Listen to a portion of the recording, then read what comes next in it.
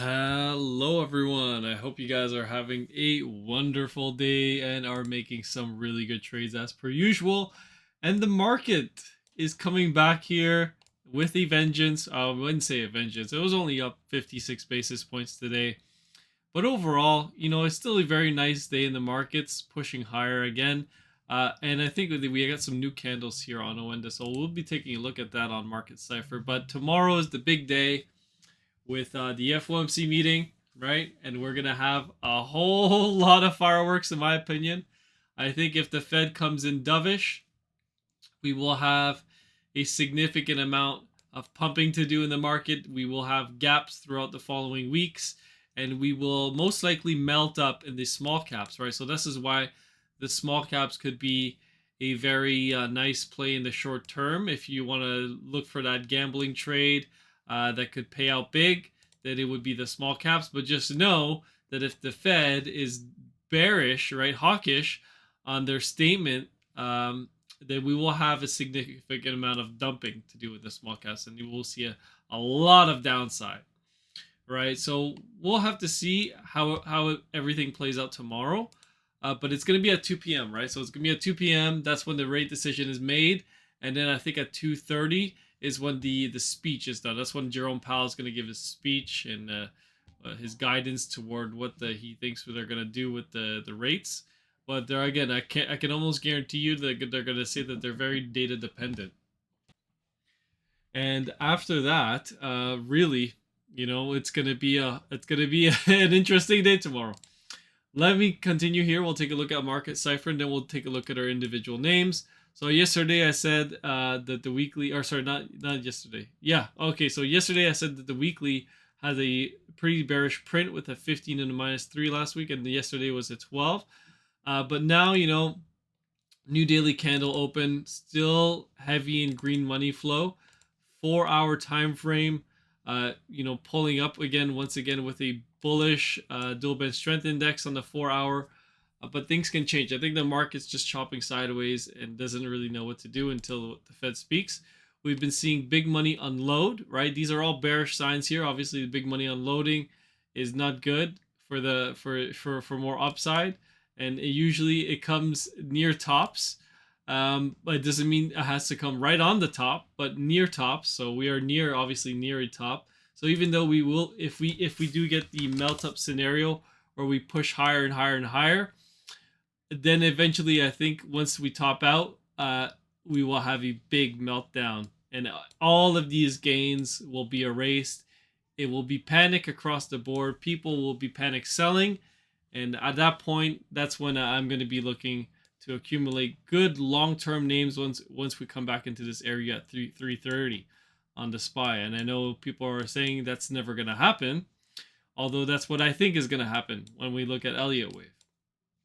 All right, let me take a look at some individual names now. We'll cover the individual names, right? We'll take a look at yesterday. I think we covered a lot of how a lot of stocks are set up for the bullish case, but let's take a look at some stocks that are set up for the bearish scenario. Let's say we take a look at NVDA. I think NVIDIA needs some more downside. I think NVIDIA should come back down to 787 to 704, and that would be a buy. A 10-17% drop in NVIDIA, you would enter a buy zone for me, and I would like to take this long here, and then you could push higher from there, right? And then we have some targets around 1200 to 13 to 1400, right? So again, I know it's unthinkable, but it was unthinkable to think an NVIDIA would keep pushing higher like this into this parabolic move. We'll take a look at SMCI. I think SMCI had some downside today in ARM. SMCI looks like it's starting its downtrend here and could, start a whole new cycle lower. It's back below 910. Reading the Yahoo comments once again, once we were up here around the $1,000 area, it was we're going to 2,000 now, 3,000. I mean, why stop there? Let's go to 10. But again, the fundamentals do not support this name being up here. This had nothing to do with fundamentals. This was just a day trader's battle and people FOMOing in. Now, everyone that FOMOed in thinking that they got the greatest deal of their life, are going to be left holding the bag for probably many years until this name can come back up and take out its previous all-time high. Right? Again, people buying up here, we're never looking at this name when it was down here, when it was at $25 a share, $45 a share. But now that it's big money and it's Pump City, it's time to get in. So that's just the money buying in at the wrong time once again. So this is 1, 2. Now you're in your third wave, crash wave. Obviously, you can see the gap down today. So now we know that we're in a third wave, and then you're gonna bounce up in a 4, and then you'll come back down in a 5th wave, and you'll finish the A wave. You'll come back in a B, and then you'll go down in your final capitulation C leg. Okay. So that's what I see for SMCI, and that's what this would be like the bearish scenario playing out. The Fed gets hawkish. You have ARM. I think ARM is doing this unlocking period or whatever, and there's going to be lots of I think there's like one company that's holding like 90% of the float of this stock, and they can only start selling on the 21st or something. So that's like 21 days away. Or sorry, that's 2 days away on the 21st. So we're not too far away. Let me take a look at probably another name that we're doing bearish counts on is Apple. Apple hit my sell area. It still looks like it's coming back for more here on the smaller time frame. But again, we've seen this before. To me, this looks like a retrace in a wave 2, and you're going to start your 5th wave towards the downside. And a good example of this would be ROKU that we cover a lot of. Right here, right? We topped out in our wave 1. You came down and you came back up for a retest, and then A, B, C, and then now you were starting a whole new trend lower. And now that we're finishing up the C leg, ROKU is in a strong buy area right now. It's just chopping sideways, but I see big money buying this name at these levels, so it's not too bad for a long opportunity.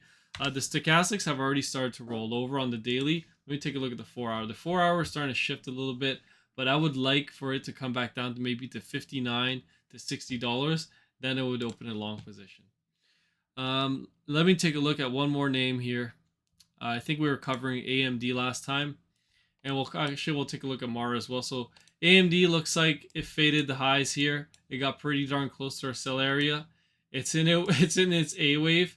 I wouldn't call this an ABC just yet, but it's eventually it'll find its footing. It'll bounce back up in a B, or it'll do it flat, and then you'll come back down in the C leg, and you'll take out a lot of these gains that were made here. A lot of these gains. Everyone that's not selling now will probably panic sell once we're back to down to these levels, and they're probably gonna say like we're never gonna go back down to these levels, but we probably will. If the market melts down and rolls over, if the Fed is hawkish, but if they're dovish, again, this can push higher. The 5th wave can extend into my upper range, upper area here. So that's it for AMD. Taking a look at Mara. So Mara is obviously trading along with Bitcoin, which is not doing too hot right now. Let me take a look at Mara. Where's Mara? I had Mara right here. So Mara, and essentially all the crypto miners are in the buy zone right now for the A wave, but to me, I think it needs to make one more low in a 5th wave before you can get a bounce in a B wave. So in that we're lining up pretty closely with Bitcoin. I have a Bitcoin count. If you guys want to get my crypto trades, you can go to Crypto Mickey in the link in the description, and you can see all my setups there, and I have a Discord for all my setups as well. But yeah, I mean, Bitcoin is doing this count here, and I think we'll come into this sell area around 59,000 to 54,000, and once it ends in this area, then you'll finish up the wave 4, and then you'll come back up for one more high in a 5th wave, and then you'll get a pretty nice pump in Mara as well. But I think it'll be a weak pump, and it won't take out this peak. It'll just be a really big B wave. And once that's done, you'll come back down to the C leg. And this is your crash wave here. This is your crash wave, and you'll go down 60%. Or not your crash wave, but it's just going to be like a meltdown wave. And then that'll form the low. And we'll spend months here, and then you'll come out of it in a 3rd wave. And you'll go to like the 140 levels, the 150 levels. I think for Hut mining, I think we did some calculations for Hut to go to, like, let's see here, between 113 to 214, and it's at $8 right now. So again, you just buy a little bit now, because this could be, obviously it doesn't have to play out like this, but it's a 20x, right? But I'll let you guys know if I open a position in this name, but that's just what I see right now for the Elliott wave count. All right, so that's basically it. Let me take a look at probably natural gas and oil, and we'll cover the dollar and TLT to wrap it up. So the TLT continues to go lower, and the TLT, when we take a look at the 20-year yield, it's starting to roll over at the moment, fade, I would say. And if it starts to impulse down tomorrow, we will know that the Fed is dovish. We will know that this high that we hit here was the top in the B wave, and we are starting a whole new cycle lower. Right? We are going down. We are going down big time. And you don't want to be on the wrong side of the trade when this happens. Because once you start to buy TLT, right, too soon, and then you can be in big trouble. But we'll see. We'll see how this plays out. When the yields go down, TLT goes up, right? So I have this count. Let me just clean this up a little bit. I have this count here as a bullish. It could be a 2, right? And you're starting to impulse out in a 1, right? This is your 1, and this is your 2, right? This could be the count for the bullish count for TLT, but it could also be bearish. You could also extend the C leg. Let me get rid of this one. Let me get rid of that. You could also be extending the C leg and going lower in a 1, 2, 3, 4, and a 5, which means yields have higher to go. So you can make the case for both, right? So you don't have, so you have opportunity, you have kind of an idea. You're not always on one side of the trade. DXY, for me, the DXY, I really see the DXY as a bullish count right now. I see the dollar going higher, and the market, believe it or not, I know I say this a lot too. I say the dollar going up is bearish, and it is bearish for equities.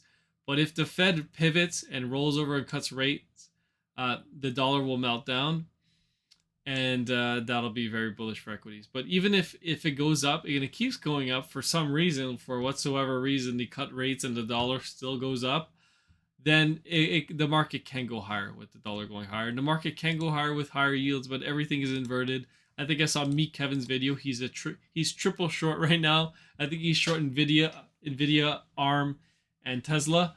I don't know if he's actually short Nvidia, but I'd have to rewatch his video. But overall, he knows what he's doing.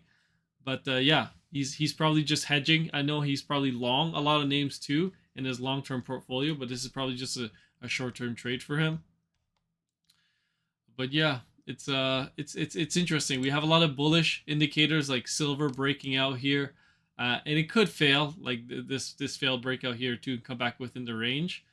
But dovish Fed would continue this pump up here, and we have the gold, which is kind of consolidating at the moment. Even with this big rally in the dollar, gold has just been chopping sideways. So it kind of looks like it's doing a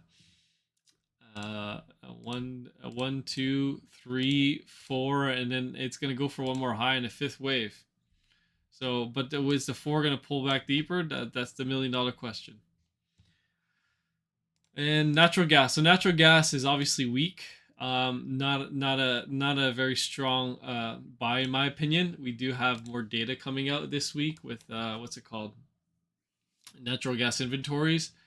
But Boyle and all these names are so broken, they don't work properly. So they could be a good shorting vehicle, because when nat gas pumps 10% sometimes, these names, let me see how much of a move we got today. 1.79, or sorry, I should be using nat gas futures, because I think that's what it's based off of. So sorry, let me get to the futures here. Nat gas futures. There we go. Nat gas futures. Let's see how much we were up today on this candle.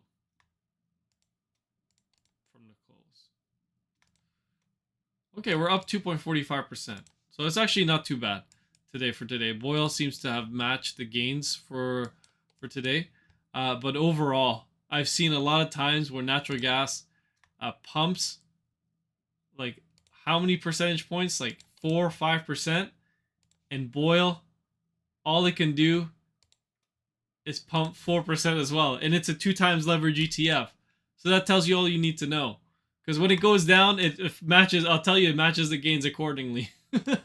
It goes down accordingly, right? So Boyle will most likely continue to decay and melt down. And it's just a really bad product. But yeah, anyways, hopefully you guys enjoyed this video. And I'll catch you guys on tomorrow after the FOMC meeting. Please be cautious, stay cash heavy, and we'll see you guys tomorrow. Peace.